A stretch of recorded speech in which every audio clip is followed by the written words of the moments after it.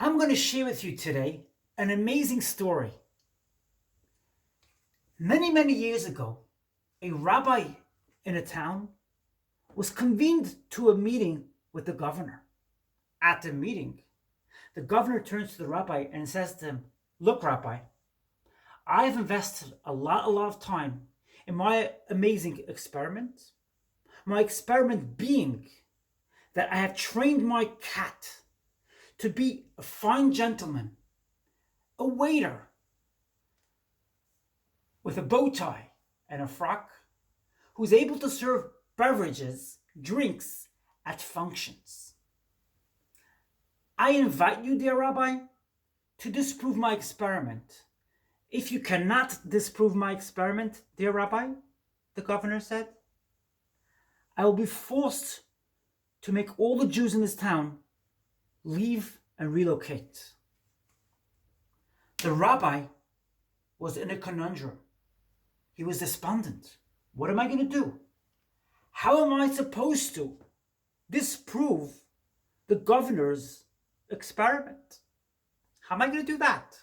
He spent years and years on his experiment, training the cat. What did the rabbi do? He prayed.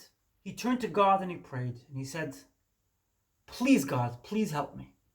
After 3 days, when it came the time for the rabbi to come to the function, where the cat was going to be serving beverages to the guests, the rabbi thought of a plan. He said, "You know what I'm going to do? I'm going to bring a little mouse and tempt the cat with a little mouse, and that should do the trick. That should disprove the governor's experiment, and we should be spared. We will be spared from having to relocate." The rabbi is invited to the function. He comes to the function, lots of guests there. He sees the cat walk out with a bow tie, with a frock, looking very representable. The governor turns to the rabbi and says, "Go on, let's see what you've got. Let's see how you're going to disprove my experiment." The rabbi takes a little bag he had with him. He takes out the mouse and he drops it in front of the cat. What does the cat do? With his tray of beverages and drinks, he drops it all and runs for the little mouse. As a result, the rabbi and the Jews of that town were spared from having to relocate and having the trouble of having to relocate. What is the moral of the story? What am I trying to tell you with this story? What is this teaching all about, you must be wondering? I shall explain. On my channel here on YouTube, I tell you how to become fully aligned spiritually, how to integrate amazing spiritual teachings. Nonetheless, I don't tell you what to actually do when you are presented in a difficult situation. For instance, you have a contentious person who dislikes your energy, who feels threatened by your amazing energy. They dislike your happiness. Perhaps they're not very happy themselves. What do you do when that happens to you? Do you act like the cat who's tempted by the bait of the mouse? Or do you remain perfect?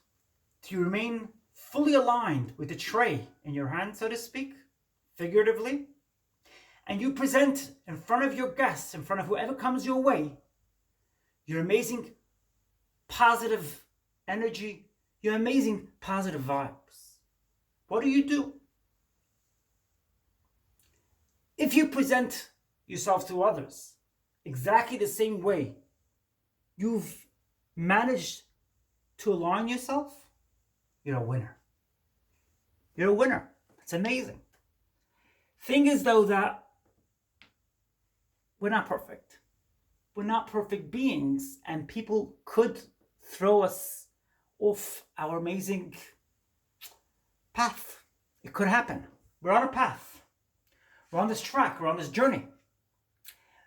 But people who are envious of us and people who have a strong resolve and their envy, and especially if you're dealing with people who are dealing with past trauma and they're trying to distract from their past trauma, obviously they're in denial.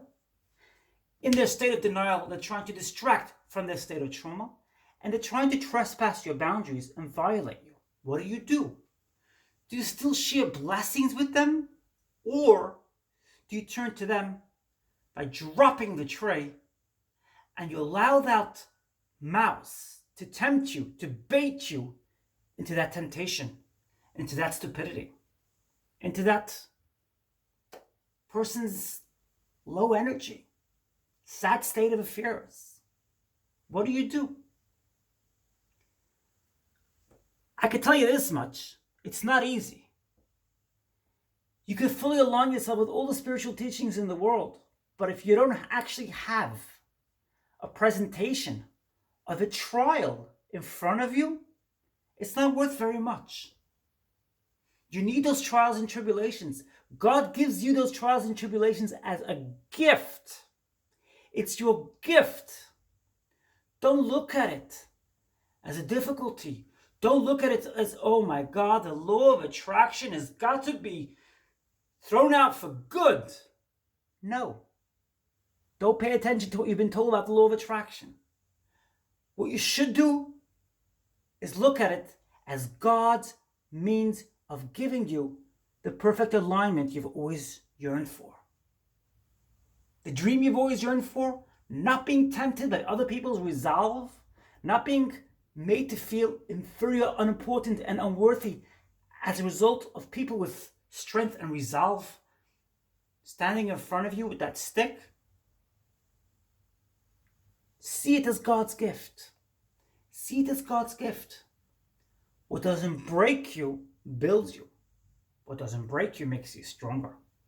God gives you gifts. Appreciate those gifts and don't look at them in a negative light. It's for your benefit. That's my video today. Did you enjoy today's video? Smash the like button.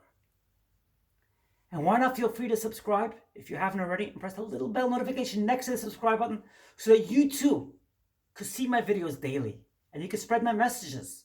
The more subscribers I get, the more these messages go out further and further and further and further. The more likes and comments I get, the further my messages are spread and shared by YouTube, by the YouTube algorithm.